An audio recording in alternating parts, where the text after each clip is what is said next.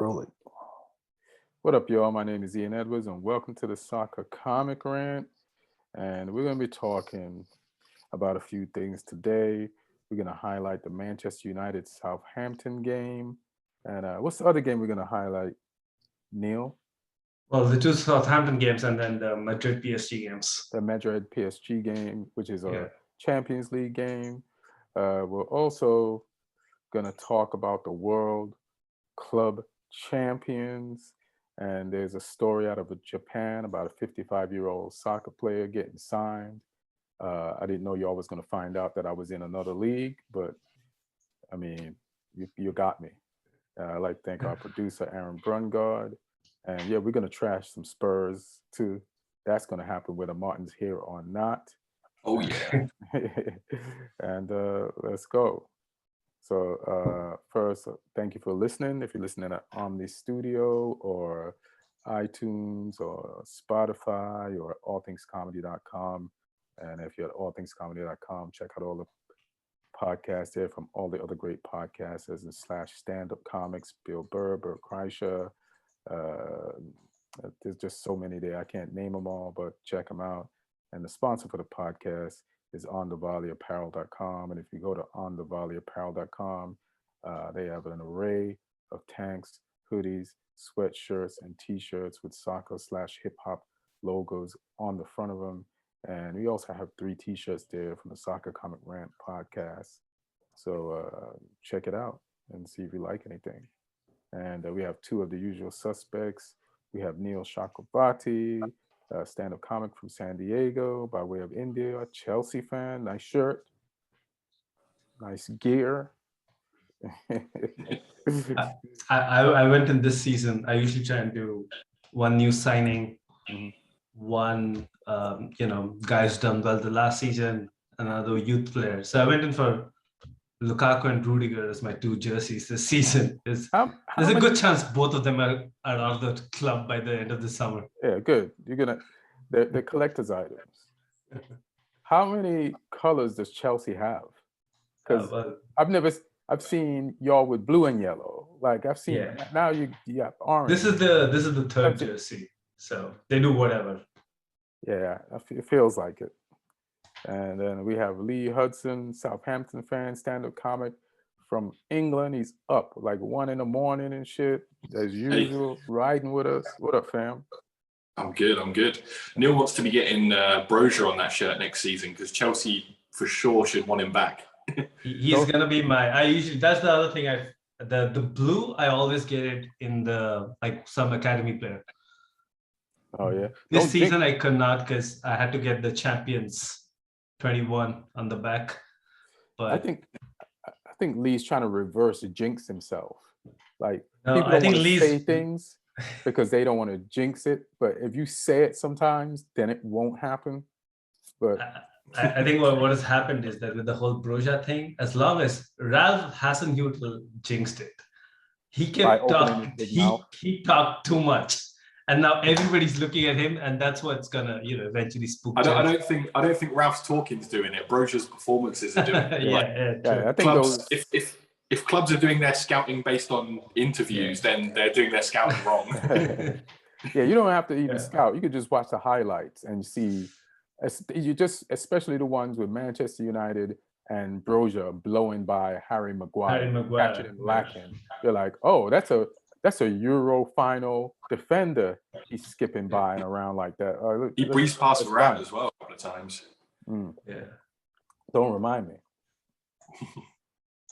But yeah, I guess we'll get into the first game, and that'll be like it's weird because today I woke up and I knew there's going to be Champions League, so I said, oh, PSG versus Real Madrid.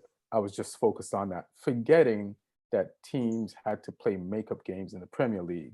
So I'm in the middle of the Real Madrid game, and then Lloyd from England, my Villa friend, hits me and says, you're not watching the United game. And I'm like, what? He said, yeah, United's playing Brighton. You get a yellow card for not knowing that because we give each other cards. He's right. Yeah. And I was like, oh, shit, I had no idea. So I was like, I wanted to watch the Man City game after because there was time. the Man City Champions League game, and then, but so now I'm gonna have to watch the United game for dinner, after the podcast, go work out. But United won today. That's good. But on the weekend, we dropped points to Southampton.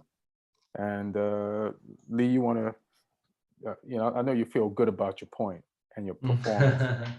So go I ahead. think it's because we came into the game with so much confidence after completely outplaying Spurs midweek. I think that's, you caught us at a bad time because we were on it.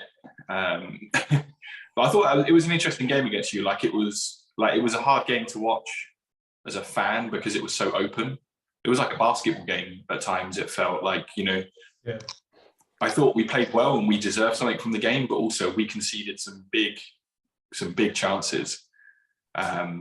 So we were making chances, but we were conceding chances. It was so open. It was just like end to end. You made 4 chances on goal. We had 8.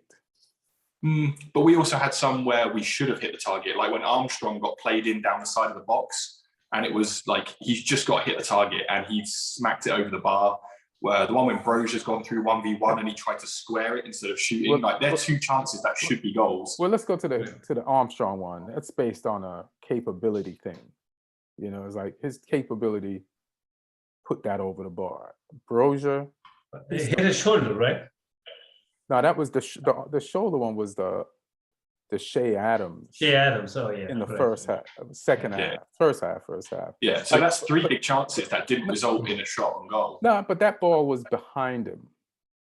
Only because he slipped. He was just behind him. Like, listen, you guys, listen. Let me give you a compliment.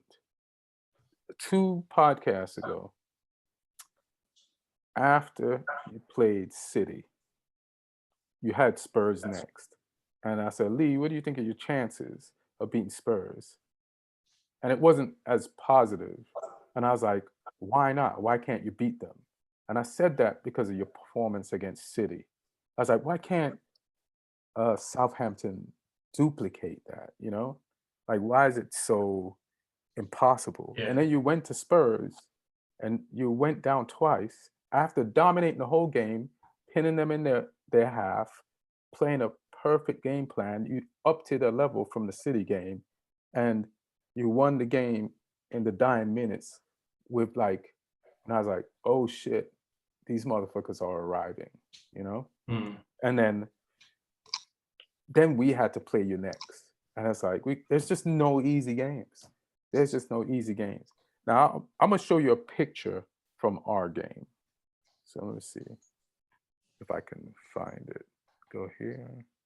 Let me go share screen. I don't know if it's sharing. Hold on. This is our goal. Can you see it? Yeah. Now, this looks like a very embarrassing picture. I see a goalkeeper and Walker Peters slide it into the net. And I didn't get the last end of this picture, but all 3 of them end up in the corner pocket of the net, right?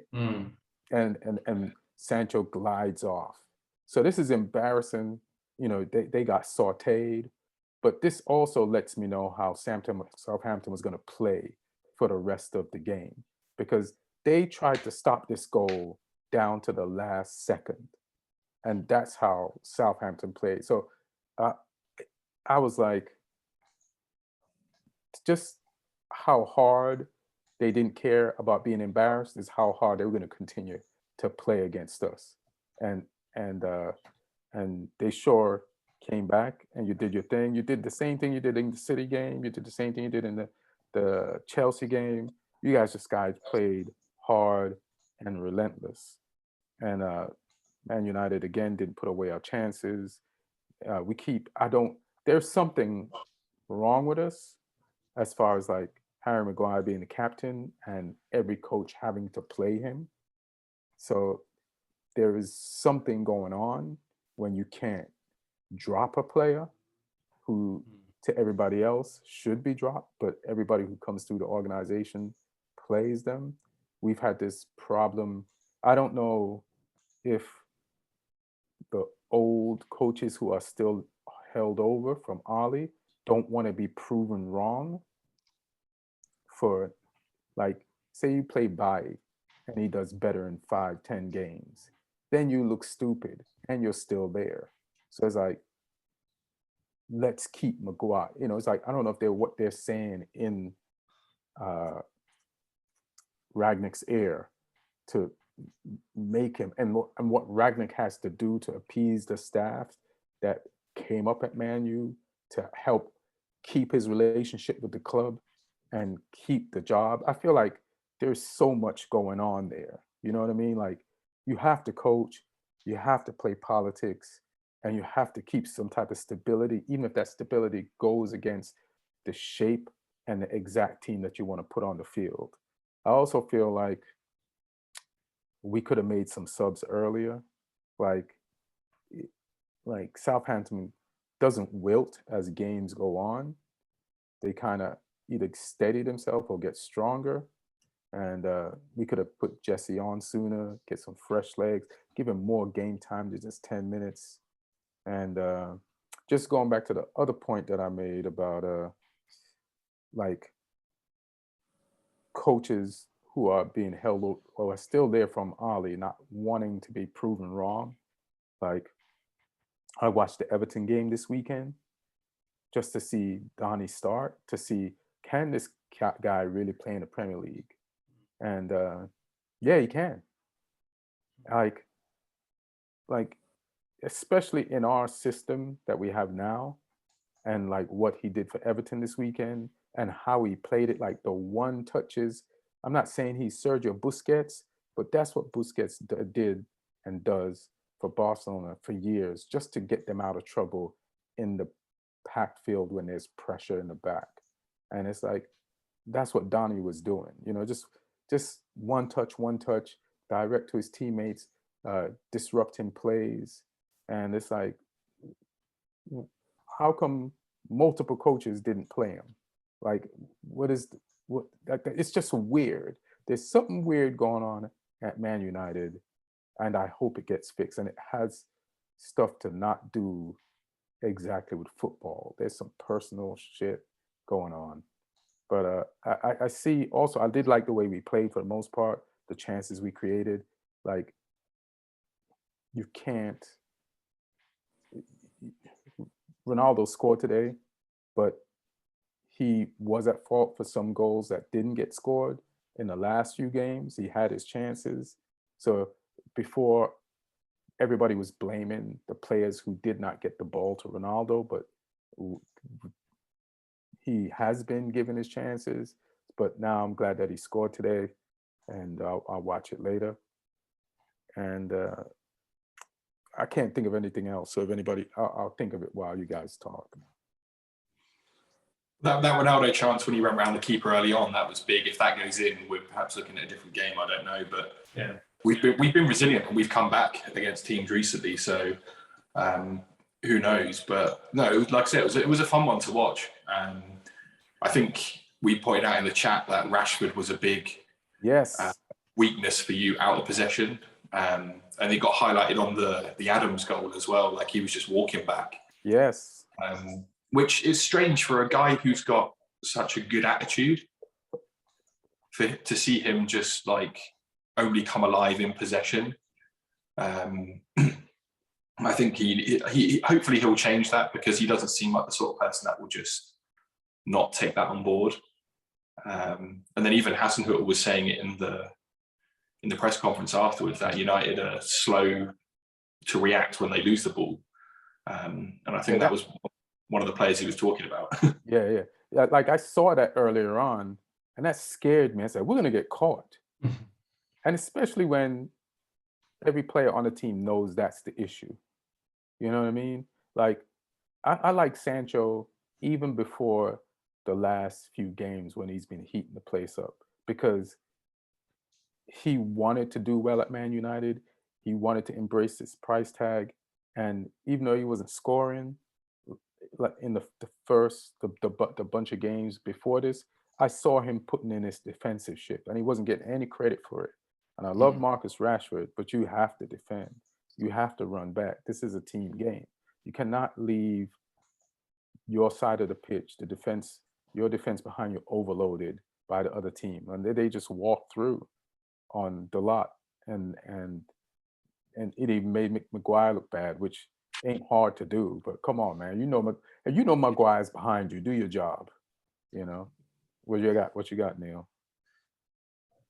Yeah, I think again, we're talking about a team that is completely having to change its shape and system in the middle of a season. And I think Rangnick's kind of figured out after a couple of games or maybe a few weeks that it's really not going to go that way. So he's gone back to a mode of 4-2-3-1, and it's surprising that somebody like Van de Beek couldn't really get his chance, because I really thought that that's going to be his shot at getting more game time at United. That sort of a system, a mode of a 4-2-2-2, which again, interestingly, Hassan Hutel's been showing it to great effect.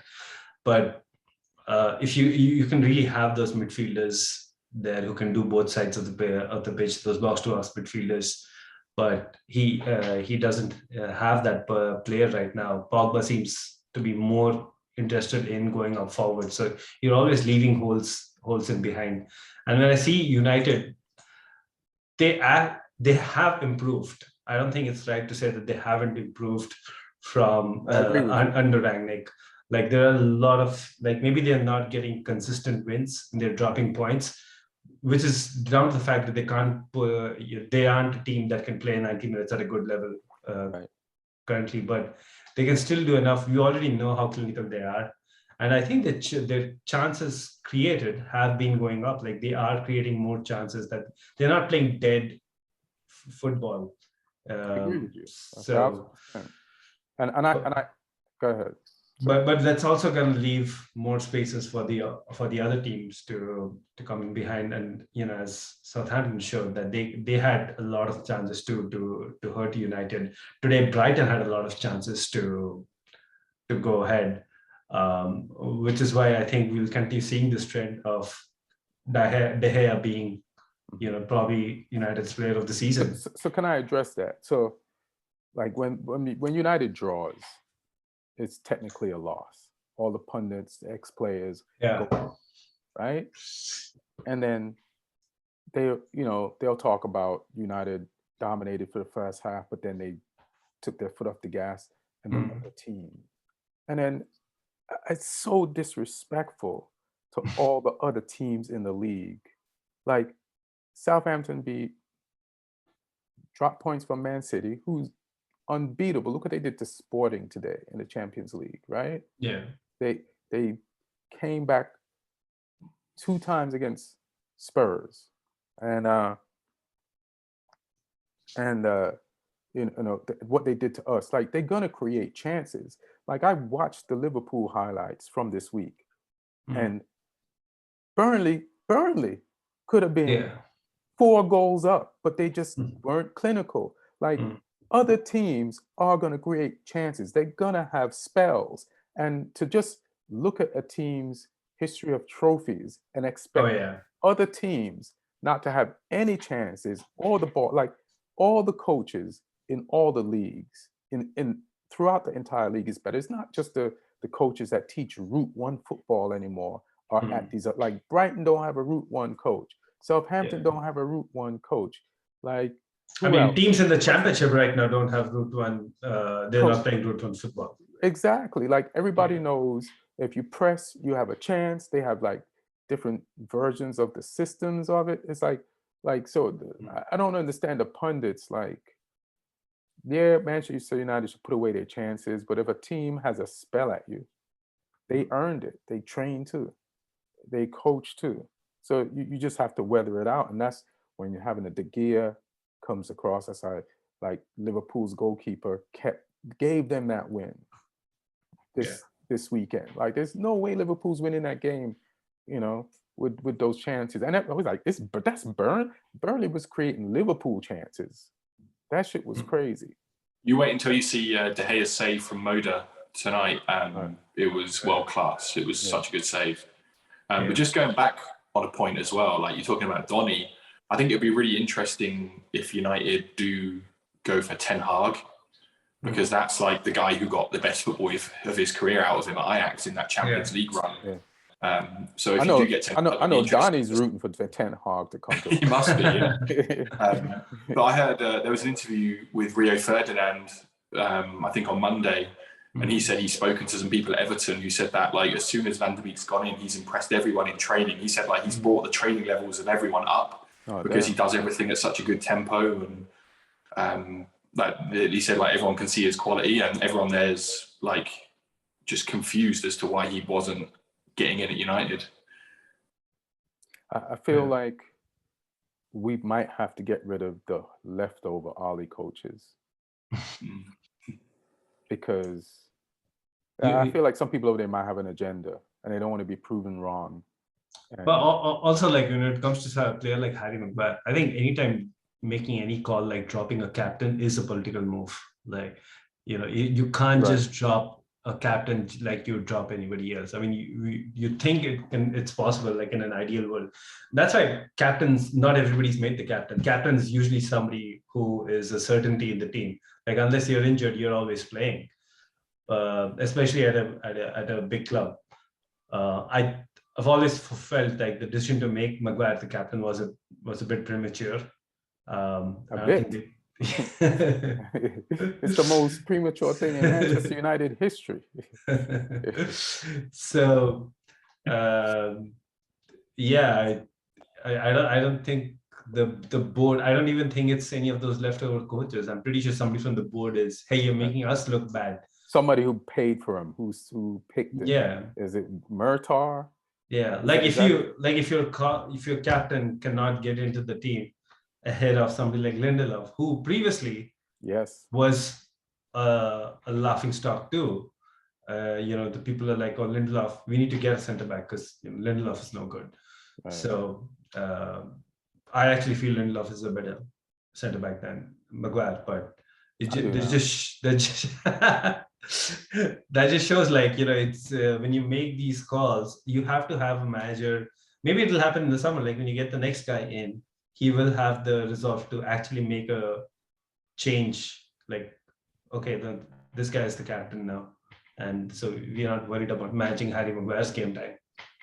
Well, if you get Ten Hag, one of his old centre backs is going to be on the market soon as well. Apparently, De Ligt is going to be out of Juve soon, but there's a few clubs. There's a few clubs that want him. Chelsea, Barca. There's a few. Yeah, he's going to be costly. He's going to cost a lot in the wages too. Yeah, well, he's a Mino Raiola client, so which means United will probably go get him. Oh man. So props to Southampton. I mean, what they did this week. Lee, is this one of the best weeks of Southampton have had in the last couple of years? In recent memory, yeah. I mean, considering we lost 9-0 last time we played at Old Trafford, I'd say this was definitely an improvement. This was a little bit better. Considering the last 3 league games we had were United, Spurs, and City, to come out of that unbeaten and to have 5 points. That's crazy. From those 3 games was pretty incredible. I didn't expect much from it, and I mean we're in the top half now. We're 10th. We've crept in there. Baby. We're 4 points behind Brighton. We're 2 points ahead of Leicester. So yeah, I'll take that. Do you think you could keep this up? We'll see. I think we can till the end of the season, but then if you look in the summer, I think maybe people are going to come in for Ward-Prowse. Brozia's going to go back to Chelsea. We're going to send you somebody else. Don't worry. We're going to keep this going. We're going to send you somebody else. If Hudson can just not start poaching people, we're going to keep this going. Yeah, you're the league's feeder club. Southampton is Liverpool's feeder club, and Chelsea's academy is your feeder club. But it is actually, I think it's also a policy at Chelsea where we look at it's not something that they predetermine, but if they see some example of a club and having a system in place, a style of play in place that's suiting, and I think Southampton is one of those clubs which even though they're not gunning for the European places, they do play a style of football that, that can actually, a player can grow from there to play at a club like Chelsea. So we're doing that with Huddersfield. We send a whole bunch of our players there. Yeah. The Huddersfield manager is one of Bielsa's old assistants at Leeds. Yeah. So he plays a certain style. And the thing with us this season, we've become a lot better, especially as the season's progressed. We've become a lot better with the ball because teams realise that we like to press and we like to counter. So a lot of teams just gave us the ball. Yeah. I remember we played a game against I think it was last season against Palace when we were terrible because they just let us have the ball and we didn't know what to do with it. And Hassan Hüttl has apparently been working a lot on what we do with the ball because we've gone from, being a team that would just sit back and teams would want to have the ball against us. Teams now don't want the ball because they know we'll press them. How good is this guy? That was apparently why Rangnick and Hassan Hüttl fell out at Leipzig. Because Hassan Hüttl wanted to focus more on a possession game because teams were giving Leipzig more respect, and Rangnick wanted to stick to his sort of hardcore philosophy of gegenpressing and just constantly being aggressive out of possession. And Hassan Hüttl wanted to change the system of play and to become better. Don't try to sneak this our coach for your coach. Get out of here. You finished second 1 year and sixth the other year. So obviously my coach was right. Don't try to sneak this. Hassan Hüttl already sneaked this to us in the interview. Things evolve over time though. When they came second in the league, they surprised everyone. And then it's different once everyone figures you out. Like you saw with Leicester, as soon as teams realize they just, they win it in midfield, they put it over the top for Vardy. And obviously, that wasn't effective for that long. You look at Leeds this season. Chelsea also bought their best player. Well, there is that as well. But you look at Leeds, Leeds haven't really lost anyone and they've been figured out. No, Bamford's been injured most of the season. I think he's missed he's a leading scorer. You need a leading scorer in the Premier League. And, they've had some injuries, but a lot of teams have had injuries and they've really dropped off. I mean, they've had some okay games, but for them to be 15th is underperforming. I was really impressed by your left back, the French guy, Perrault. Yeah. Where did he come from? Yeah, he came from Brest in the French league. Last season, he got the highest amount of assists for any defender in Ligue 1, and he made the French league team of the season as left back. So he was a pretty good buy, but he's taken a while to settle in because when we first got him, he had some issues adapting to the system of play. And so we were playing Livramento right back and Walker Peters left back for a little while. Yeah. And Perrault would come in and out of the team depending on what sort of team we played because he gives us because Walker Peters is right-footed and when he plays left back, we don't have the same delivery on the outside as we do when Perrault plays there. Yeah. And most of our left wingers are right-footed as well. It will be Redmond out there or El Yunusi or someone. So having that left back who can get around the outside and deliver left-footed is pretty big, and he's got a good shot on him as well. He had that one against Spurs that he almost scored from, but he's settling in. He's looking better. I mean, he made the great goal line clearance from Ronaldo when he went round Forster as well. So yeah, he's getting there. And I think with the way the system, the 4-2-2-2 system, if you have really good fullbacks who are comfortable with the ball, it's scary because you're crowding the midfield so much. So the opposition is they're forced to dedicate some resources in the middle of the park, and then you literally have the wide flanks free. And if you can actually cause damage there, that's a lot of overloads that the team can keep doing over and over again. I'm really excited to see the wide players come inside and just cause problems in that central area. I'm really excited to see Livramento and Perrault play together. Yeah, or Livramento played right wing instead of he played ahead of Walker Peters at one point in that game. Right. Yeah. When he came on, I think Ralph just wanted to solidify that side of the pitch, and just double up down there. But yeah, it's good to see Livramento back from injury as well because we definitely missed him. I think I'm wondering if uh, your Ralph is doing a better job coaching the team or just dropping Jeanette Pro is the secret to the team. Like having taken out the guy who's erratic, skillful, but a show off, no discipline, and just makes a bad play immediately after he makes a good play. Just taking that out the team has improved the team so much. Mm.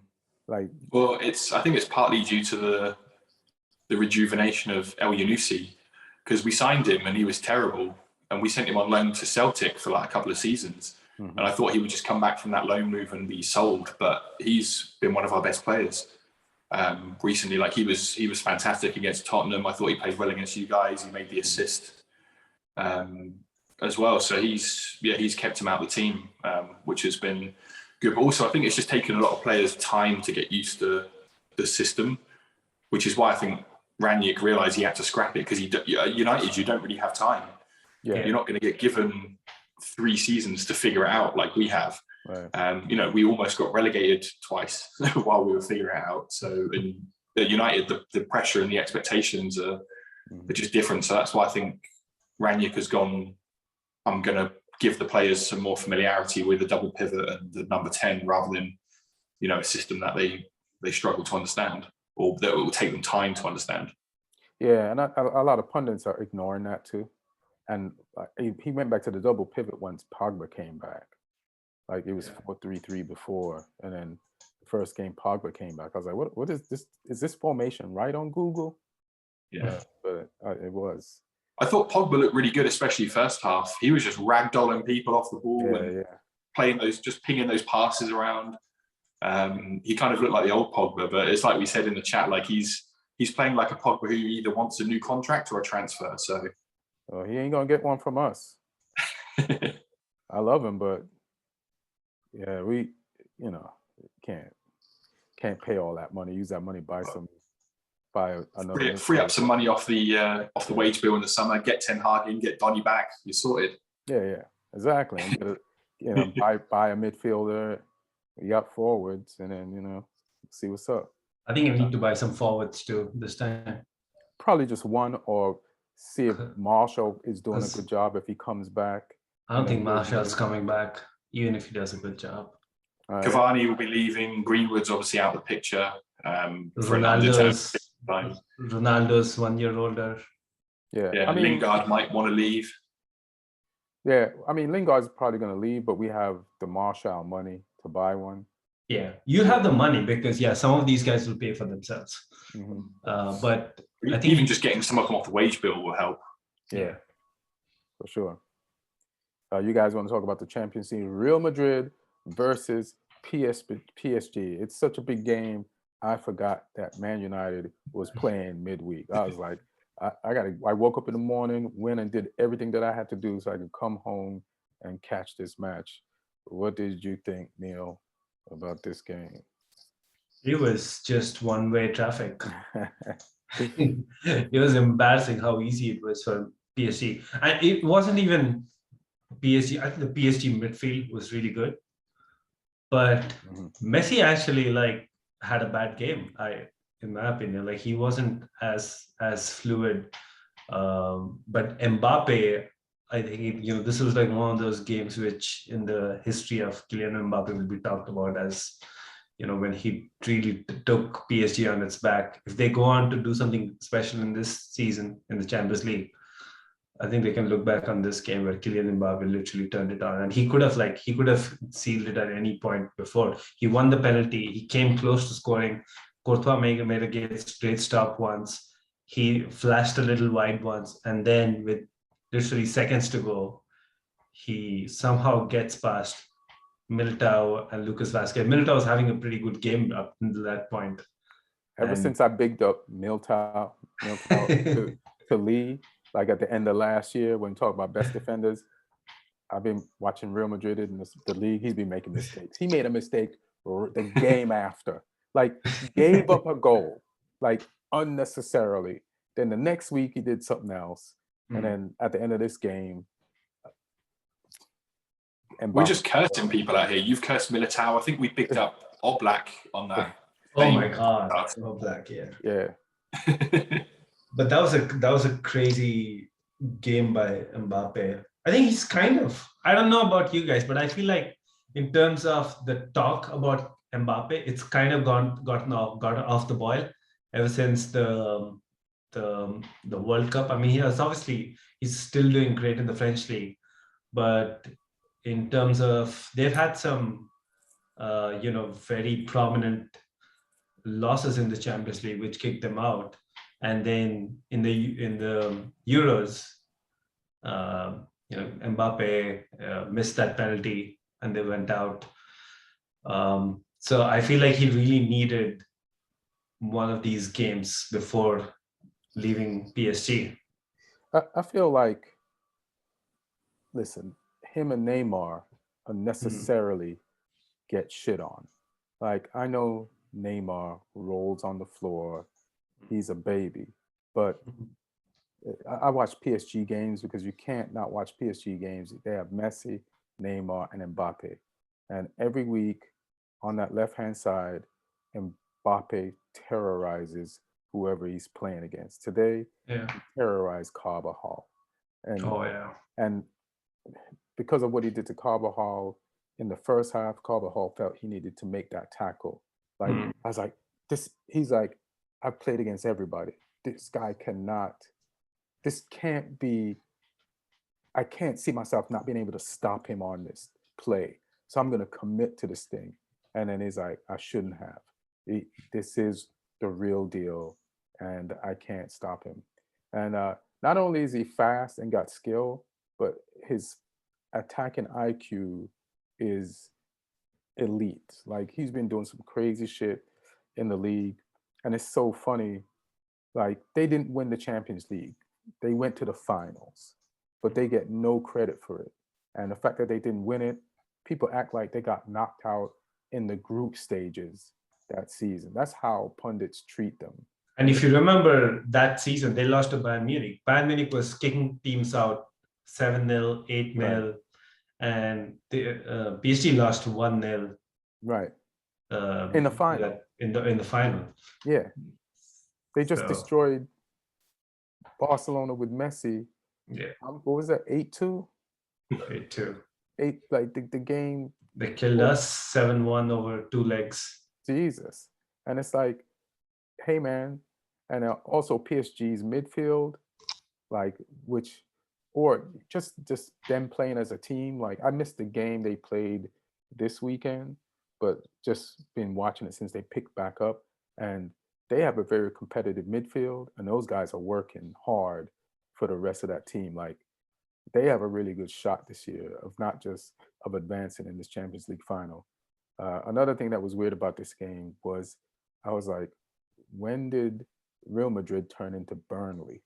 Like, that was some resolute Burnley defending. That was like playing Stoke on a Wednesday night when it's freezing cold outside and it's raining. Like how could an elite unit like that turn into a lower table Premier League team, like hanging on for its life?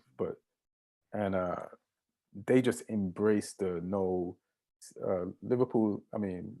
Real Madrid just embraced the no away goal rule to the max on that one. But I just got to give it up for PSG and their relentless attack and just the control of the midfield and their desire. Like, they did everything that they've been accused of not having in this game and in the league too.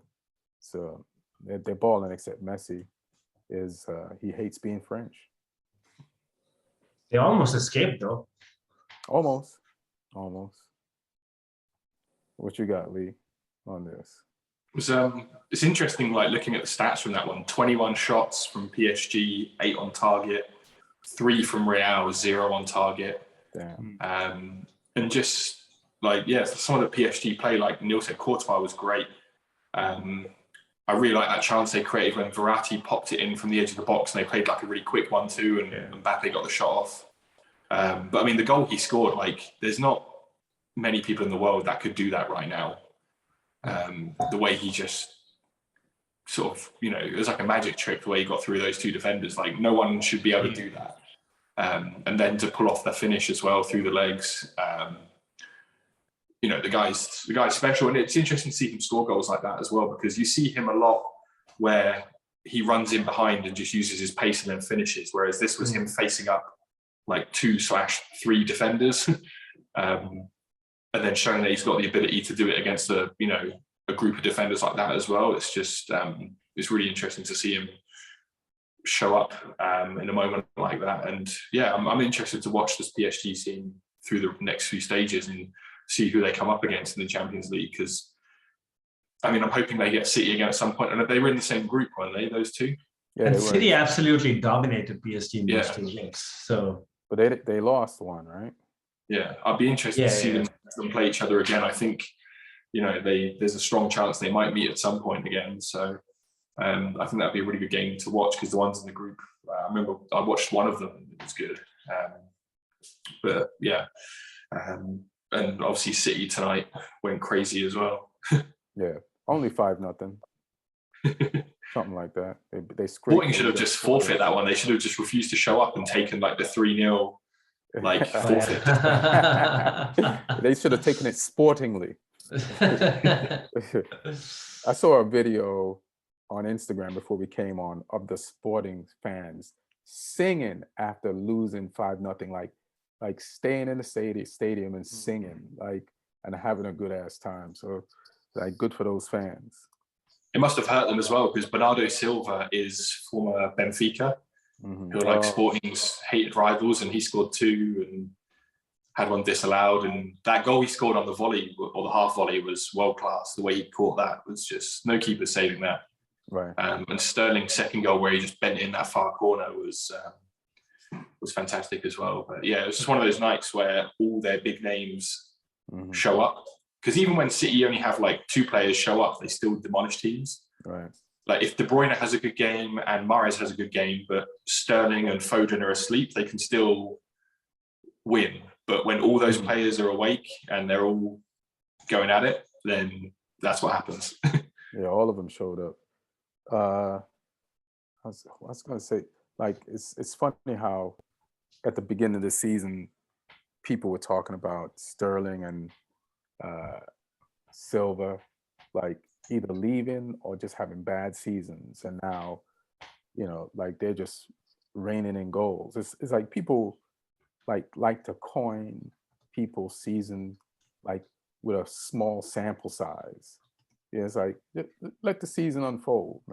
Sterling, did he have a hat trick midweek or in the last game? And now he's got 10. And then he went into this game with 1 or 2 Champions League games. He leaves with doubling that.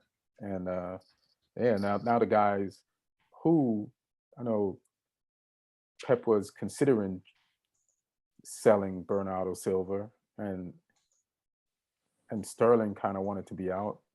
And now these guys, they're the team. It's you have a lot of players. Let them play. Let them, use them and just relax. Pundits be killing people. Well, there was talk that either of those two might have been going the other way if City went for Kane as part of a part exchange deal. And right. I bet they're both glad that didn't happen now. Well, they just keep buying. What's his name from Villa? Grealish drinks. They'll get their playing time. Yeah, because he can't turn down a drink. Yeah. He can't turn down 20 drinks. Yeah.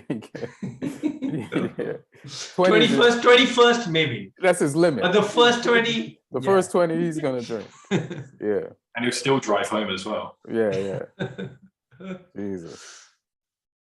You want to talk about your World Club FIFA? The Chelsea's championship. Let me ask you a question. Why do they do this? Why don't they, and this is going to sound disrespectful, but just get the South American team and the European team That is true. Play.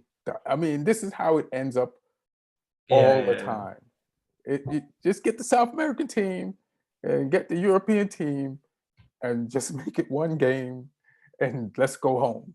Like, come on now. Then It wasn't easy though for us. The semi-final we played against Al Hilal from Saudi Arabia, the Asian champions. all right. It wasn't easy. We won 1-0 through a Lukaku goal, but yeah, it was a pretty patchy game, and it could have really. It's not like they got a lot of chances, but anytime it's 1-0, anything can really happen. So I think it's good to. It just becomes too long a journey to just play one game. You need to have at least 2 games to make it worth it. But they already skipped you ahead in the process. They already yeah. They give you a already buy. They give you a buy. Gave you the password at the door. Yeah. To get to coat check. You know what I mean? But I feel like it's a good concept because there's a good chance in the future you're gonna have clubs, and it almost became a reality before the Chinese league came down with those wage cuts and stuff. There might actually be a Chinese club or maybe an Australian club in the future or a Qatari club that has enough players to like a Newcastle of today, or like a bottom placed Premier League team. So I feel as a concept it's good. It's not like Asia, Africa are gonna remain dormant forever. Also, the South American teams, out of everyone that goes into the Club World Cup, they want it the most. Like they're so competitive, and Palmeiras as well had the extra motivation of all the other big Brazilian clubs mock them because they're the ones who've never won it. Like Corinthians won it, Sao Paulo have won it. Like a lot of the other guys have won it, and Palmeiras, Santos have won it as well. So they're all from around the Sao Paulo region, those clubs. And it's so intense. I mean, we as Chelsea fans just found out how intense it is like this week. I mean, their rivalry, because all of these other clubs, all their fan groups, all their fans, they changed their logos to incorporate the Chelsea logo into their logo, because that's how much they don't want Palmeiras to do well, and they hung up like Chelsea shirts outside their stadiums and stuff, and they were all on the Chelsea board. I'm like, okay, so now if we lose, our fans are going to shit on our team, and now we have the entire country of Brazil to deal with. Like this is pressure that we could have done without. It's a different level. Palmeiras, they sent a lot of fans out to the stadium as well, didn't they? Oh, the stadium was, and it always happens. Like there's a decent number of Chelsea fans, but it was primarily Palmeiras fans, and we've lost into 2013 under Rafa Benitez. We lost to Corinthians in the final, and this was, I think, from a club's point of view, this was very, very important. Abramovich was there. I think Petr Cech, Didier Drogba. Cech is with the team, but Drogba and Teddy were also there, and they kind of like spoke with the team about how it still rankles them that they couldn't really complete the set. If they had won that that would have been you've won everything now. It's like having a tooth missing in front of your mouth. You got it. Well, I think it's kind of the back of the mouth, but yeah, it's it's something. I don't know. All those people you name on the list, they flew out like it was the tooth in the front of the mouth. Like I felt like you won. They just wanted a free holiday to the UAE. Like you think Abramovich is looking for a new place to hide. If what Mark says, yeah, as an Israeli, he's definitely gonna go to Qatar to hide. Right. I mean, he went there. He's like, it shouldn't be the first place you want to go, but he went there. I feel like you won this tournament more for Brazil than you did for Chelsea fans, and that's weird. Yeah, and I think the scenes at the end, it kind of turned out to be a lot of drama too, because Lukaku was having a tough time, but he actually scored in the semifinals and the final. The only goal we scored non-penalty in both the games, and then they concede a goal of a freak penalty given by Thiago Silva, and it looked like it was going to go to penalties, and then we get a penalty, and Cesar Azpilicueta, I think he did something that I haven't really seen. There's so much strategy about having a decoy penalty taker. He literally just stood there for a good part of a couple of minutes, and there were like at least 7 or 8 Palmeiras players I counted. Somebody actually took a good video from the stands, like absolute square on angle, and he just took all of their mental sledging, all of that abuse. The goalkeeper keeps coming up and down, and then when everybody's pushed back out, cleared out by the referee, he gives the ball to Havertz, and Havertz goes and puts it in. And Havertz, he just shows up in finals. That's all he's. He's the Chelsea. glory boy. Yeah, Chelsea just bought him for finals. Like even the Super Cup, for example, like he scored he gave the assist to Ziyech. Yeah, he might have a terrible season. Put that motherfucker in a final, and he'll earn his keep. The only final in a Tuchel we've lost was the FA Cup final, right? And Havertz did start that game. Now there's your answer. Yeah, there's your answer. I hope he plays in the League Cup game final in 2 weeks. Yeah. What do you think about your captain, Azpilicueta? He's won every type of title. He's got a full set of goal fronts, backs for Chelsea. Is he your greatest captain ever? I know the answer. No, that's what's taken. And I think like it's an interesting point, because I think that is part of the reason why, even from Chelsea fans, he's a little underrated, because I think he's literally done everything He's possible. Underrated from you, conversations with you. No, I think, I mean, at his prime, I feel Azpilicueta was one of the best defenders in the league, definitely one of the best 1v1 defenders in the league. He's lost a little bit of pace over the last few seasons, and that's also because the way Chelsea as a club have treated him. Like, we've literally, if there was a human, there was a labor commission to look into the way Azpilicueta has been. I don't think any outfielder in Europe. I don't think any outfielder has played as many minutes, because there was a period of 3 or 4 seasons where he would start 36 Premier League games in a season, and add to that, games outside of the Premier League.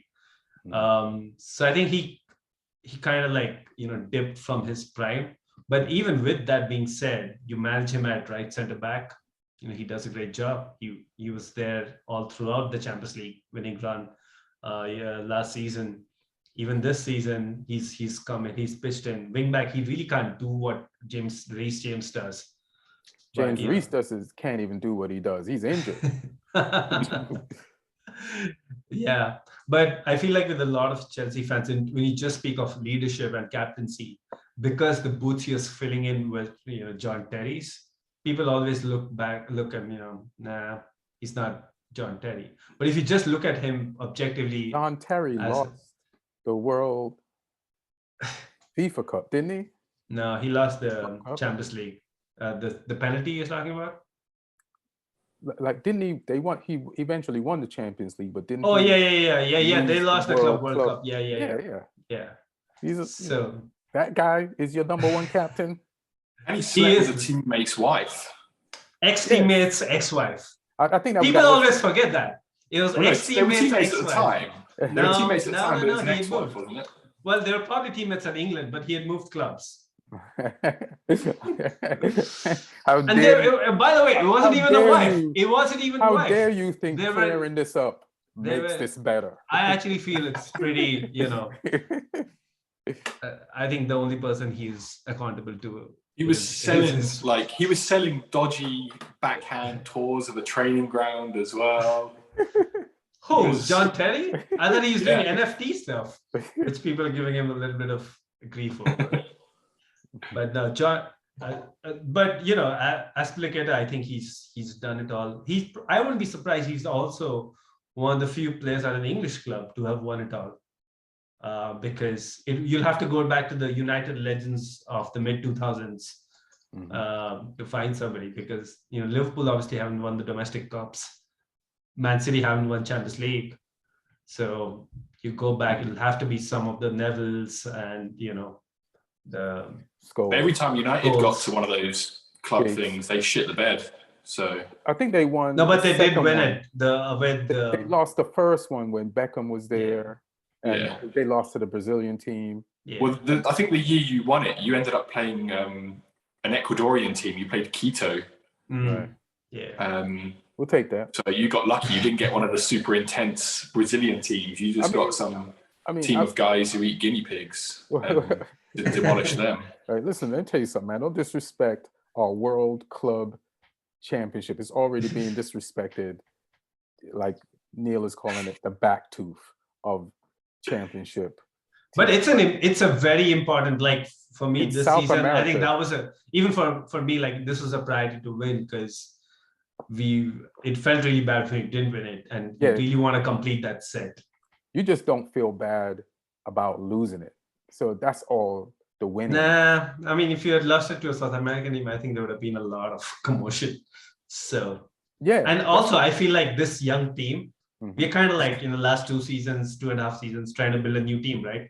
The more you win, the more silverware you raise. I think it's really important to get that winning spirit going. This is one of the things like Jose Mourinho always said, like when he came in, this is a team that had done well in its previous season, but had not won anything. So when they won the Carling Cup, the League Cup was called, that's what it was called at the time.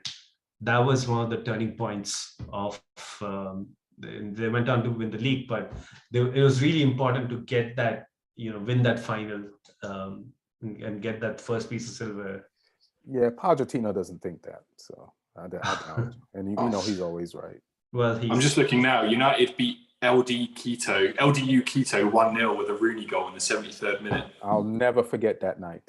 I only vaguely remember it because I'd been on a football team night out, and then we woke up the next day and the game was on. So we better watch this with a hangover then. I'll never forget that night. It was revenge for the one we lost to the Brazilian team, where Beckham was the only one that showed up that day and played his ass off. And that loss was disappointing. And one of the greatest nights in United history, beating El Quito. It was looking at the United team, it was a pretty vintage United team, like Van der Sar in goal, Vidic and Ferdinand at centre back. You had the front three of Ronaldo, Tevez, Rooney. Carrick just sitting there in centre mid with Ji-Sung Park, although Anderson played, so it wasn't the best United team, I guess. Hey, man. Anderson catching strays here. Anderson, let me tell you something about Anderson. He's like, he had it. And I don't think he knew he had it, or didn't care that he had it. You know what I mean? Like, he could have been something, He just enjoyed the lifestyle too much. Probably. Like he was supremely talented. Like I saw some of the stuff he did at Porto before he signed for United and in the Brazilian leagues as well. Mm-hmm. And he was crazy good. But then there were stories. I can't remember. A teammate said that whenever United were on a bus to an away game and they drove past the McDonald's, he would start bouncing around in his seat like a child. So yeah, he enjoyed the good life too much. Yeah. The good life. McDonald's, hilarious. Yeah, it is the good life. I want to hear a bad word said. You won't get a fight from me on that. You want to talk about the Japanese? But do we have some more stuff to go over before? Well, then you have the because do you have the story about the Japanese guy and the questions? I mean, we could just mention. I mean, we touched briefly on Spurs losing to Southampton, but also their double loss in terms of them losing to Wolves as well, and they're on a real intention to blow all of their games in hand. What do you guys think about? Let's get over some of the league stuff first. What do you guys think about Newcastle? They are now pulling wins together. Listen, Trippier's got a broken foot now, though. Listen, I know Lee don't want to hear this, he's wearing opposite color stripes for Newcastle. You know, he's wearing the red stripes. They got the black and white. But, you know, I want to go back to when they played us and we was 1-1 and everybody was shitting on us. And they did give them some credit. But there is I don't know if it's the buys that they bought or the money that the players know that they have, but there is a special amount of determination in this team. Like there are players that would show up once every 3 weeks to play the game that are showing up every week. Like in the game against Villa, I watched it because, you know, the homie's a Villa fan. I saw what's the bald center midfielder's name? Shelby. Run into the box, his own box, defensively cutting out passes 3 times in that game. I've seen Shelby play for years and never seen him do no shit like that. And he goes forward and he's being a complete player. Like he could get called up right now for England if he keeps this up. Because he's always had the quality, but he's exhibiting some type of determination. And then they have the forward that they turned into a midfielder. This is like he was born to play this position. And then the Trippier, you know, before he got injured, like just above everybody and raise the level of everybody. Is it Bruno Gomez is not even getting into the game. Guimaraes. He's not even getting into the game. And the maximum been balling out as well as usual. Yeah. He's already like now he's like, oh shit, I got some support. I'm not the only one. He's like, like so he has extra energy because he knows it's like the paratroopers have come in now. Yeah. He was like being bombed and then they sent in the cavalry. It's like that, you know, that battle of what was that battle in Game of Thrones? I don't know if anybody here watched it. When the dragon came in? No, there was this battle where they were being squeezed in the middle, and they were. I know what you're talking about. And then the other guy came in with the horses.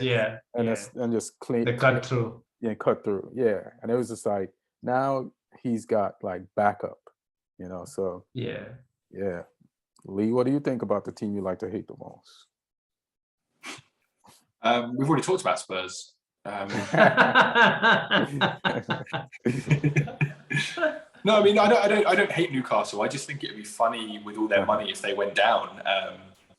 But I mean they're still like they're improved, but they're winning games 1-0 from free kicks. Like they beat Leeds 1-0 with a free kick. Like they're still only on the cusp. But I think if Trippier's injury keeps him out for a while, it could cause him problems because he's been a difference for them. But I mean, just in terms of form, I think, like you say, because players are raising their levels across the pitch, they should still be okay.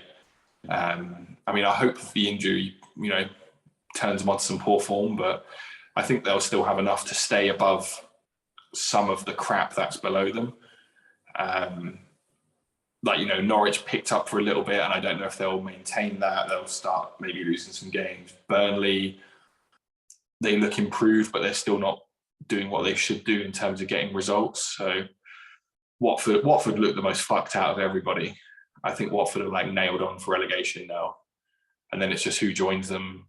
Probably Norwich, probably Burnley, but we'll see.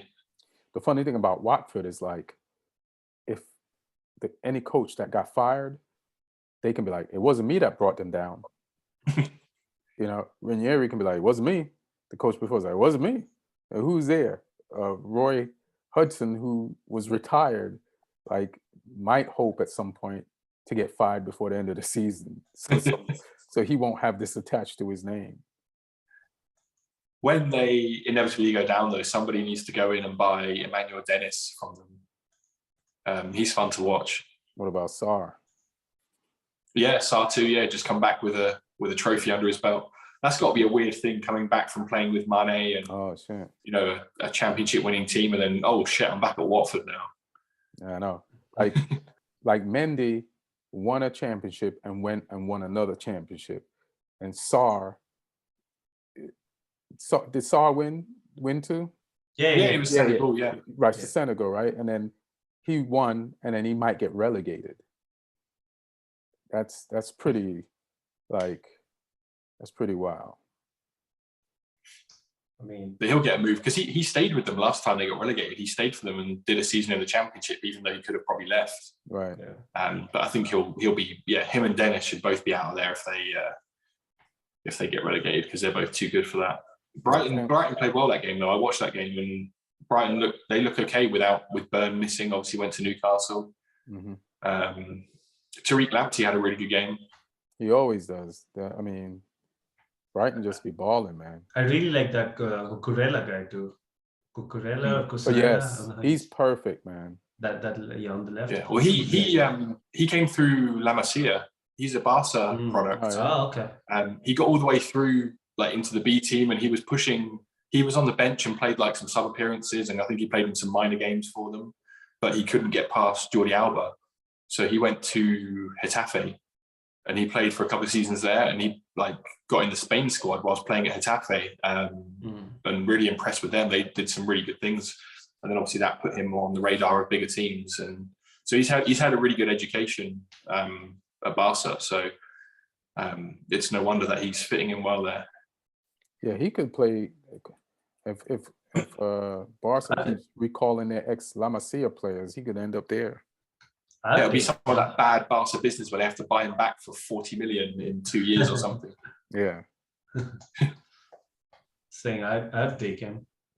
We need somebody to back Chilwell up. Neil's interested in every left back in the world right now. Is that why you brought up our French left back earlier? Yeah. What's his situation? Yeah, take it easy over there, John Terry, looking at other people's property.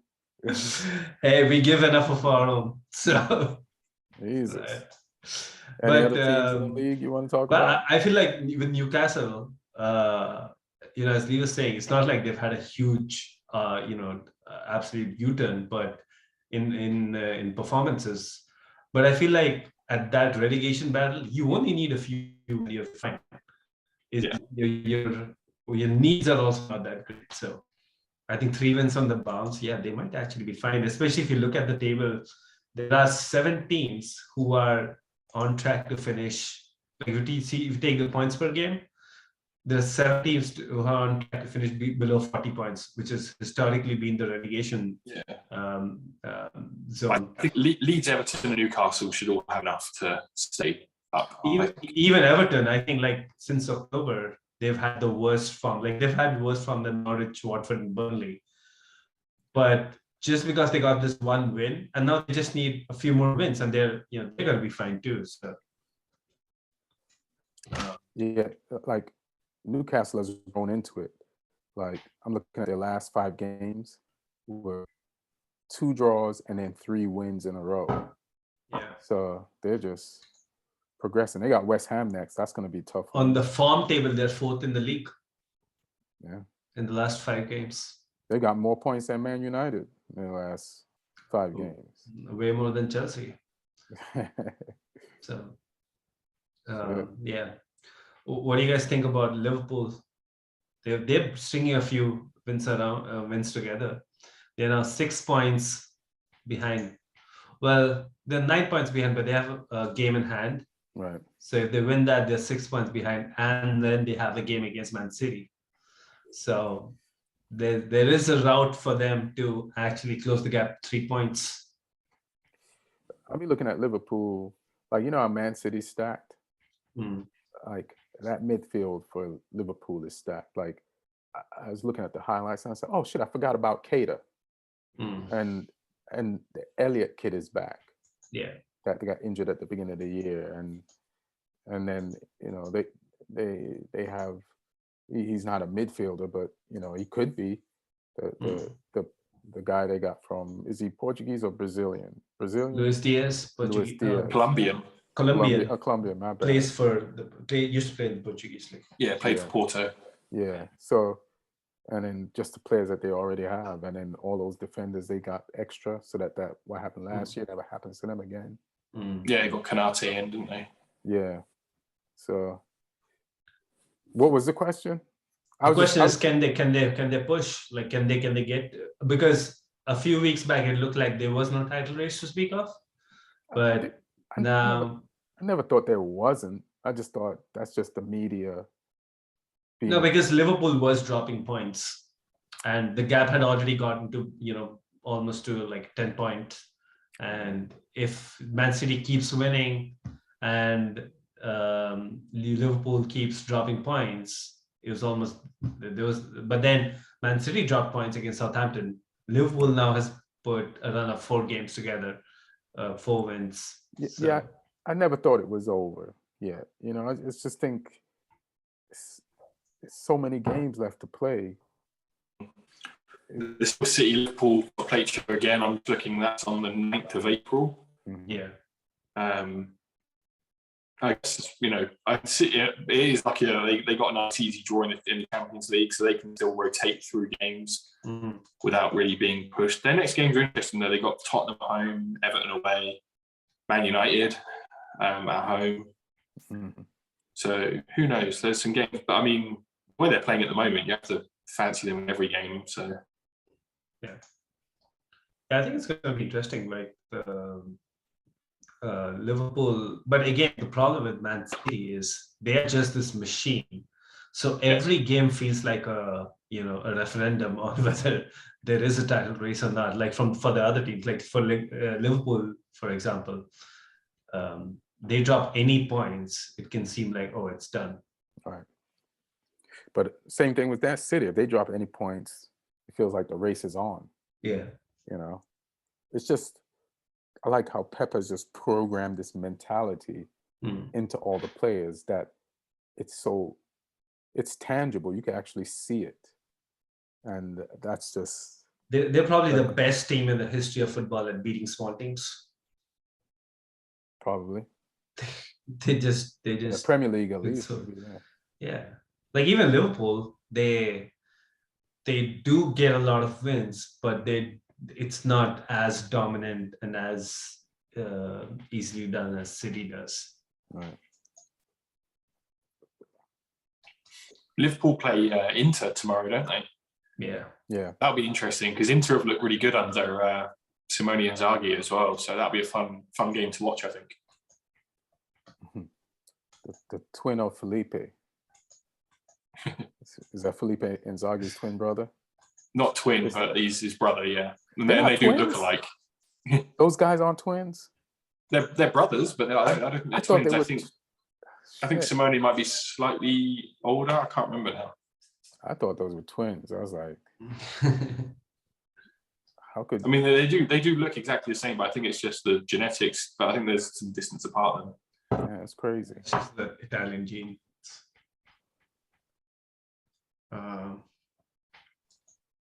Is it Pippo Inzaghi or Felipe Inzaghi? Filippo, and Pippo was his nickname. So he was born 9th of August, 73.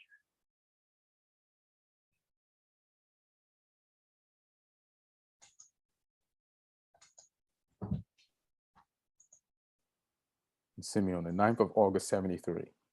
Yeah, and Simone was born 76, so he's 3 years younger. Damn. So Pippo is the older brother.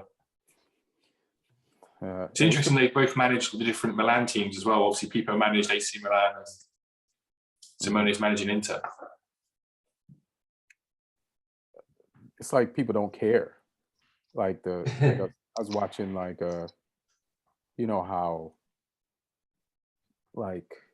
Benitez had trouble at Everton, and how there's certain players who can't coach certain teams in the Premier League because they played for, in Italy, like Conte coached Juve, played for Juve, coached Juve, and then went to Inter. Like you can mix over there. Yeah, it's like Pirlo as a player. He played for Inter Milan, AC Milan, and Juve. Right. And they all hate each other. Yeah. And then Pirlo shows up, and the fans act like he didn't play for the other two teams that they. He was good enough for nobody to care though. Yeah. Yeah. I think when you do that, you need to be so good that they just forget. You want to do the Japanese story or any of those questions?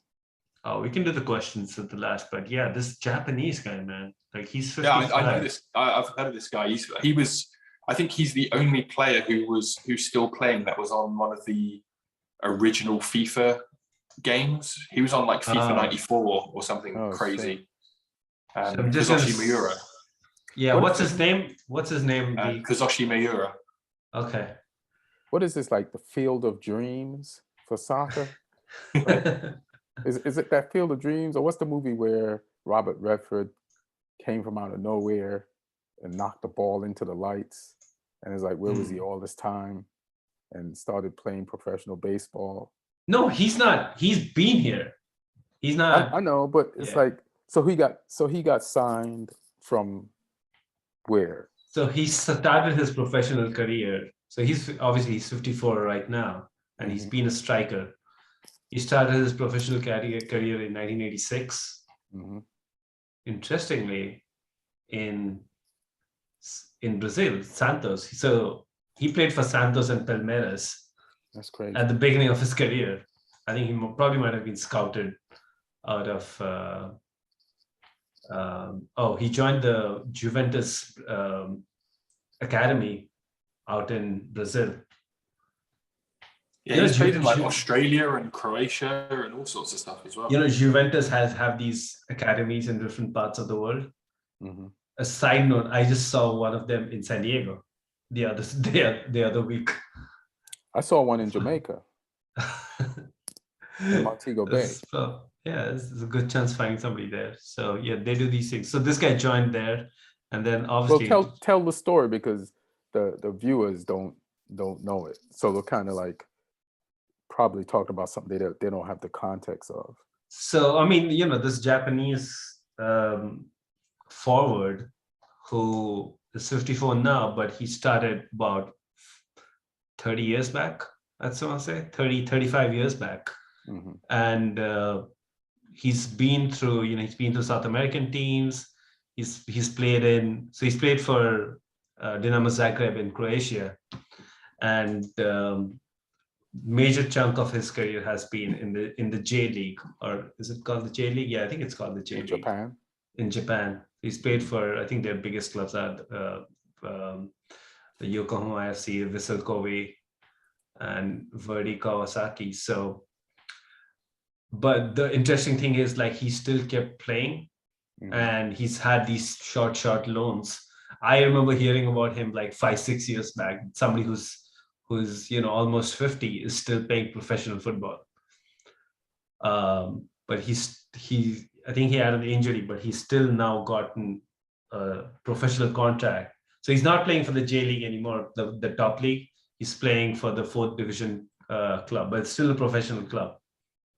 So they're saying who was rated better than Gary Lineker.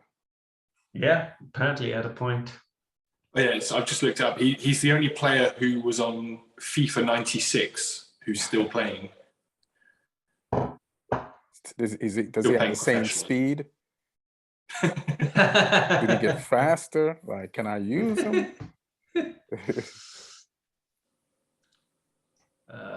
That's pretty. That's amazing. crazy. Like he's also Japan's highest, for the national team, he's the highest goal scorer.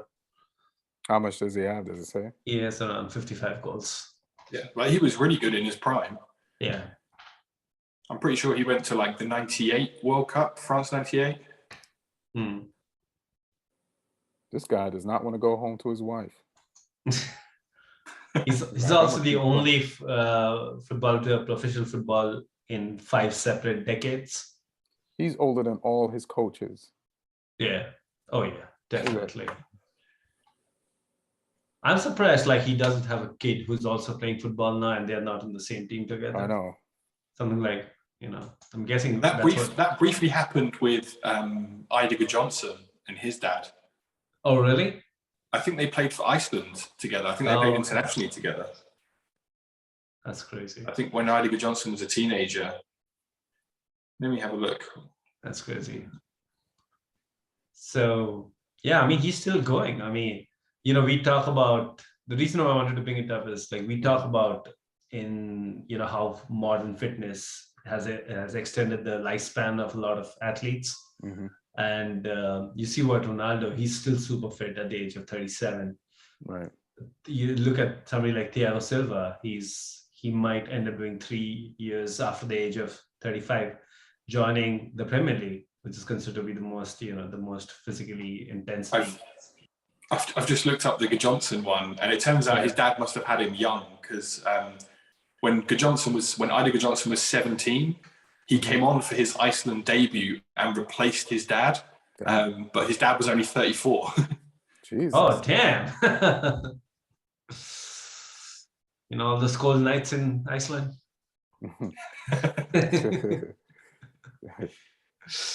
That's interesting, though, making your international debut coming on to replace your dad. It's probably going to happen with Ronaldo's kid too, at some point. Yeah, I think Ronaldo's kid just signed with United. Yeah, or something. he signed for the United Academy and promptly took the Ronaldo 7 shirt. So obviously no pressure there. Well, I wonder if he's good. He's in the same team as someone else's kid. I think it might be Matic. Oh, okay. Is there like a team for players' kids that play in a separate league? You just put them in there because they're the players' kids. And I think that's what the academy is called. They have enough influence to do it in the academy. They don't need to do it in a separate league. I can't name names for obvious reasons, but one of my friends was working at a Premier League academy, and one of the first team players was in his age group, and he said the kid was terrible, but he couldn't release him because of who his dad was. Right. And then eventually his dad transferred to another team, and his son moved to that academy. And my friend was like, "I've never been more relieved." He was killing us. They actually transferred the dad to get rid of the kid out of the academy. Probably. This is the only way. When Drogba, the dad was like the star player at his team, so they could not kick his kid out. Damn. So when Drogba was at Chelsea, his name is Isaac Drogba, and he was the same age group as Mason Mount, Reece James, Trevor Chalobah, all these guys. And, he was with them till about the age of 14, 15, 16. And then, of course, he wasn't as good as these guys, but for a good period of time. So when you see all those photos now, where they're showing young Mount, Reece James, Trevor Chalobah, Conor Gallagher, they all used to play, Declan Rice, they all used to play in the same team. And Drogba, like the young Drogba is there in all those photos. And, I think they're still great friends. I see their photos on social media. He's obviously, his career didn't pan out the way, but he's still plugging away. He's playing 4th division in Italy. All right. Yeah. So, still balling. Yeah. I mean, it's almost but like... that happens, yeah. Yeah. It's like, the only reason why I know Kurt Zuma has a brother in a lower division in football is because of the cat incident. Like, he filmed it.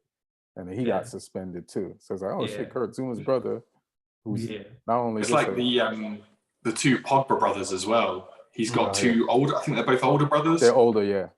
And they're both like playing in like the French, like 3rd division. I think one of them ended up playing like in England briefly for like a non-league team or something. Yeah. I think all 3 Zuma brothers, even he has an older brother too, all 3 centre backs. Oh yeah. What's up with these questions? What we got? All right, we got some fun questions today. So, okay. My first question is, Lee, what's on that hat? Oh, it's just a record label. It's Japanese record label in homage to Kazushi Miura. Did he sign with them too? Probably. Yeah. So the first question is from Joseph Duda, a long time follower of the show. He asks, what's the panel's top 4 and bottom 3 at the end of the season? What was that? Top 4, bottom 3? Top 4, bottom 3. I think we need to only answer for one of the. In the top 4, I think it's going to be Chelsea United, Chelsea, Liverpool, Man City, and then who's number 4? I think the top 4 will finish how it is right now. Exactly. It's already set, baby. Who needs to which is so City, Liverpool, Chelsea, United. I think it will finish like that.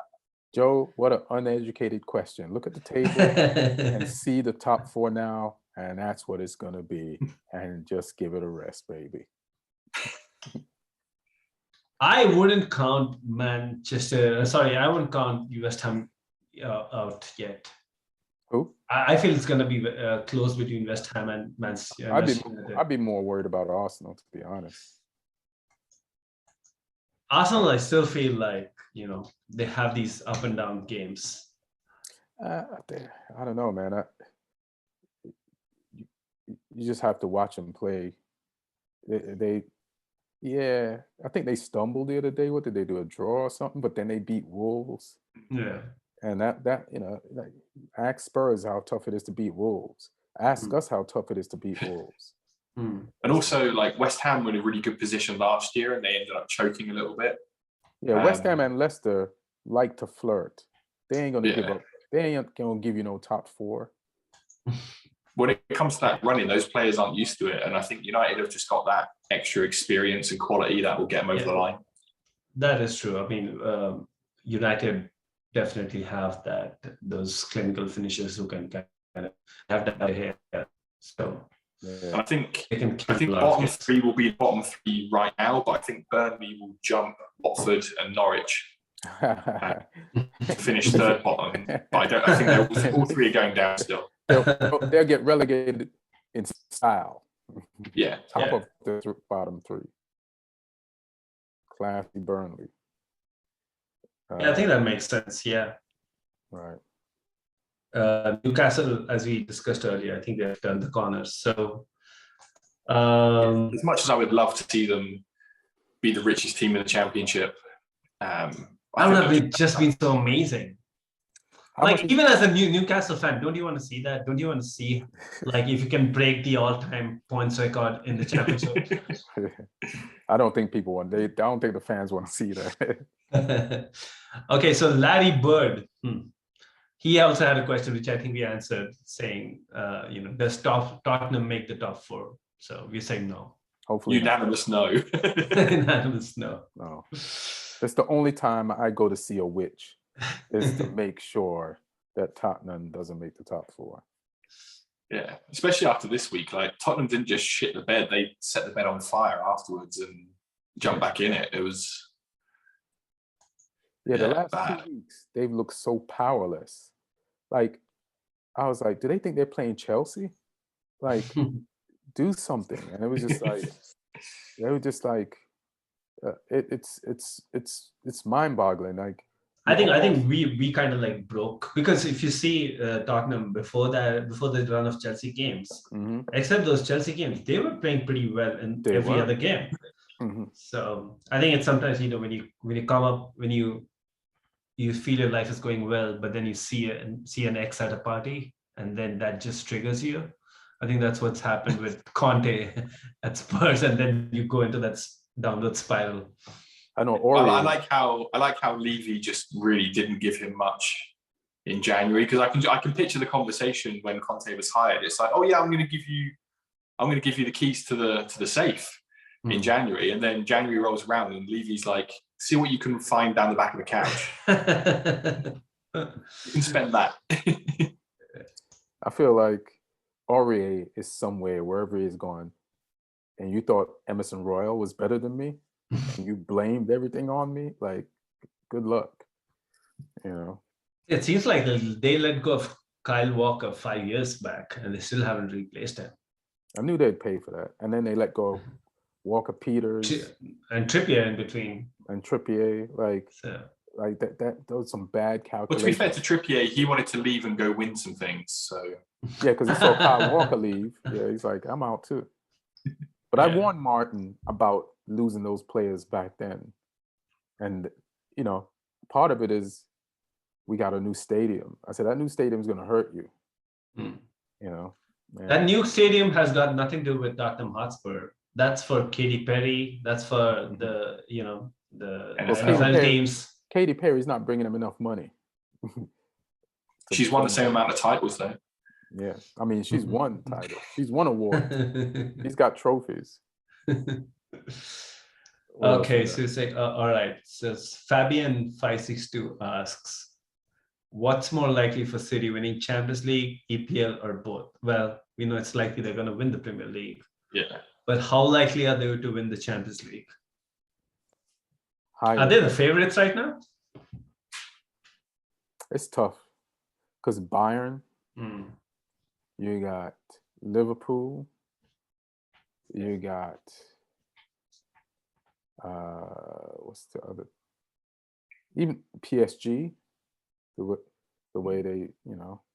I mean, you mentioned Bayern, but they got turned over at the weekend by Bochum.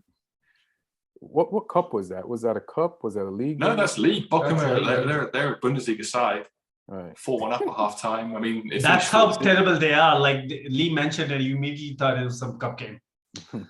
Because I thought somebody in the chat was like, "Is Bochum in the?" It's like, what the fuck is the Bochum? Yeah, somebody questioned it, so I was like, and it made it sound like it wasn't a league game. Yeah. So I was like, I didn't go back to that part to recheck. Yeah. But I feel Man City are at least one of the top two favorites. I guess it has to be City and Bayern. And even Bayern, Champions League for me is such a hard one though, because it's Chelsea's still in it. Like once you get down to like the last four, it's almost random. Like it's, you know, someone's going to do it, but they could all do it. Like it just depends on what happens in games. Like, is it going to be an individual who does something amazing? Is it going to be someone fucks up to cost the game? Yeah. Is a team just going to collectively, psychologically bottle it? Which is what's happened to City the last few seasons. Yeah. And it's so hard to predict. I think they're almost certainly going to win the league unless they collapse, which I don't think is likely. And then Champions League, it's so, you could pick any of those big clubs, and it just depends on the luck of the draw and the luck of the night who turns up. So, but I think, I mean, I'll probably regret this. I'll probably end up going out in the next round now, but it looks the most likely since Guardiola's been there. I think all the other teams, I don't think Bayern are as strong as they were the last few years. They're still top of the Bundesliga, and they've still got a lot of quality, but you know, Lewandowski's another year older, Muller's another year older, Neuer's another year older. PSG, they're still a little bit frail at the back, I think, if teams actually have a go at them, which Real Madrid doesn't do today. And then, I mean, obviously Liverpool can't be counted out. They seem to rise to the occasion in the Champions League. We're not talking about Liverpool. So they'll be in there, especially with the match winners that they've got as well. And it's so open, I think, in terms of who could win it. I think it's a good question, especially at this time of the year, because of the time you ask this question, certain things are almost set. And so some teams that have no effect of, some teams that can't challenge City in the Premier League can challenge them more in the Champions League. So in the Premier League, Liverpool is the only team that has a chance to touch City in the Premier League. But in Champions League, City can get touched by Liverpool. They could get touched by Chelsea, who's in the same Premier League as them, but can't touch them in the Premier League. They can get touched by Bayern. They can get touched by PSG. Even Real Madrid, who played like Stoke today, can touch them. And maybe even Manchester United, or crazy Atletico Madrid, or Juventus form has turned around in their league. So they're on an upswing right now. So you have more teams that can affect them in the Champions League than can affect them in the Premier League. So I'd say I'll give them the league, even though I wouldn't say it's done and done, but Champions League's a crapshoot. All right, a couple of United questions, Ian. So first, this is a simple question. What's your preferred back four for United?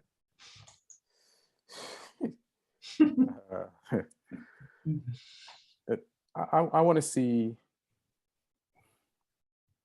Lindelof, Varane, and I liked a lot because he goes forward, and I've seen him defend, and he can defend. And it's tough to choose sometimes between Tellez and Shaw, but either one of those, you know, I'll just give Shaw the edge. So you're basically getting rid of 130 million of Harry Maguire and Wan-Bissaka? Nah, like I think it's great to have Wan-Bissaka there. Yeah. But I am getting rid of 80 million pounds without saying anything. You're taking the captain's armband off. Yeah. All right. What thoughts on playing Jadon Sancho on the left and if it limits Rashford when he's forced to play on the right? Say that again. What are your thoughts on playing Jadon Sancho on the left side and whether that doing so limits Rashford because he's forced to play on the right? So, I don't know. We was talking earlier, right, about the teams. What team were we talking about? Was it Southampton? Yeah. Like playing their right-sided players on the left and vice versa. Oh yeah. And this, like, Salah is a left-footed player playing on the right, and he's having an Iron Robin. So this has been going on for a minute. Like this is what teams do. They feel like you have a more advantage. He plays Ziyech there for the same reason. Yeah, right. Which like who's the player that changed this all? Like I think it was Robin. I think it was Robin, right? Yeah. And so that's what football is now. So, I feel bad for the player. I who think would actually be better on his side of the field because it's not the trend. Like if you're a player and you've been training all your life to score from your side of the field, and all of a sudden you reach the age of football where you have to score from the opposite side, you might be screwed. I think what happened was at some point, so the way to, like, if you're on the right hand side, if you have a stronger right foot, you need that to cross in, and that typically used to be the job of the wingers or the wide midfielders. But fullbacks and wingbacks have started to take over that role, so you don't necessarily need another guy to be crossing in. So it's more helpful to have that guy to cut in, and then you cut in on your left and shoot at goal. So I think that's what has happened in the last 10 years. So Yeah. But I mean, I actually feel Sancho can play on either side. So yeah, I've seen him. And you look at United's goal against Southampton, it was Rashford getting in down the right and crossing for Sancho at the back post. So it can work. Yeah, we're learning, I think it's going to hurt us earlier on, but if we figure it out, then it'll get better. Maybe that explains like a lot of Rashford's bad playing, like him learning how to, because I do remember him being really good on the left himself. Yeah, it is kind of hurting him. He had a good link up with Shaw at one point for a period. Yeah, I remember that. Yeah, Shaw would run past him, he would pass, but now he's trying to beat somebody on the side of the field that he's not used to beating them on, and it's all his attempts to try to go past people, they fail. But I also heard Ragnick said he's encouraging Sancho to take people on. So I think he's also encouraging Rashford to take people on, and it's just going to take time. But if it's for the future good, let's go. All right. So the question for the back four was by Nick, and this Jadon Sancho question was by Ola Kalin. All right. But the real big question here is from Richard Adams Yates, who says, when will Manchester United fans understand that they're going to go longer than Liverpool did without winning the Premier League again? 10 years already, could be another 10. And he goes, discuss. Like, this is a mandate now. Well, I understand this is definitely a This is the Liverpool fan. Yes. Yeah. So that's all that needs to be put out there. And that's all I'm gonna say. And then if you guys got something to say about it, like you could just smell a Liverpool fan from the first letter that they type in the sentence. And that's all I gotta say. I think there is, like, if you leave the trolling aspect of the question aside, is that I think a lot of teams you've seen go through these cycles. And I don't think it's going to be as long as 30 years, but 10 years is no. If I told you, like, when Ferguson's leaving, that it's going to be 10 years till you win another Premier League, I don't think you would have believed it. So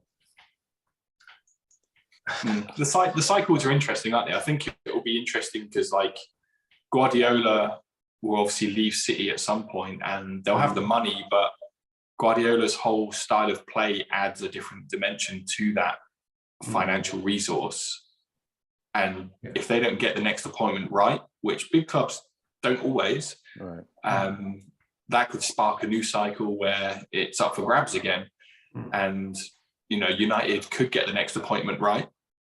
And, you know, Klopp potentially isn't going to maybe be there for that much longer at Liverpool, maybe 2 more seasons, tops. So that cycle will come to an end. They might hire the wrong person. It's really hard to predict the future past the next year or two. I like what you're saying, Lee. I just got to say that.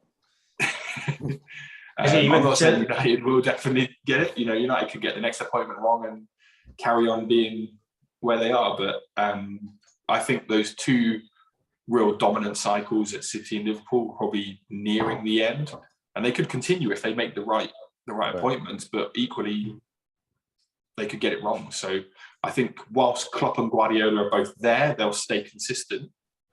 And then once they leave, it's the start of a new cycle. I know City's looking at Ten Hag as much as we are, and we better look at him harder.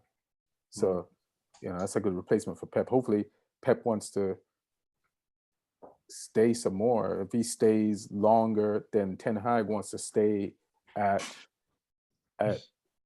Ajax, and then we need a coach at the beginning for next season, and we could get him unless we fuck up and we take Pochettino. And then, you know, so you're right.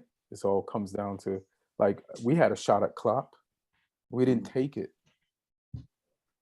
But also, that board would have messed everything up with buys and everything anyway. So Klopp wouldn't be successful. So, I mean, Chelsea is in a bit of a cycle too. This is going to be our 5th season not competing for a title, and that's the longest we've gone in the Abramovich era. Not competing for, forget winning. You've not even, like, come close. You just won a FIFA World Club. I think winning the Champions League kind of, like, softens the blow. The Champions League will tide you over. Yes. Yeah. But I'm pretty sure there are folks up there in the boardrooms who aren't happy with the fact that it's taking this long. So you'll be fine. You're good. All right, Ian. So the last question is, this is a whole can of worms. You can go forever on this. So I'll simplify the question. So Faisal asks, who's your all-time starting 11? So I'm going to modify that for you to just say, what's your all-time United 11 of people you've seen? Like, just the, you know, people you've seen in your, while following United. People, like, you need, like, an Excel sheet to answer some of these questions, like a football Excel sheet. Like first, the question he said, "What's your all-time starting 11?" That means in football. That's like,